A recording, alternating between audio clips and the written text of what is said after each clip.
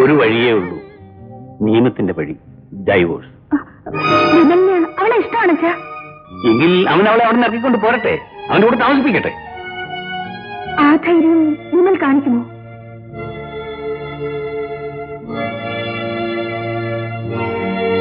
Rajendra sir, ഒന്നും പറയാനില്ലേ? രാധ സ്വന്തം അനിയത്തിയാണെന്ന് പറയാറുള്ള ആളല്ലേ സാർ? അതേ അർച്ചനെ, ആ വേദനയാണ് ഞാൻ അനുഭവിച്ചുകൊണ്ടിരിക്കുന്നത്. അങ്ങനെ പറഞ്ഞാൽ ഒരു ചേട്ടന്റെ കടമ തീരുമോ?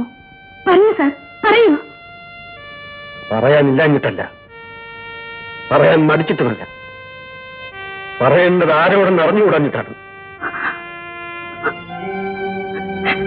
അവനെ ഈ വിവാഹത്തിന് സമ്മതിപ്പിച്ചത് ഞാനാണ്. തെറ്റുകാരി ഞാനാണ്.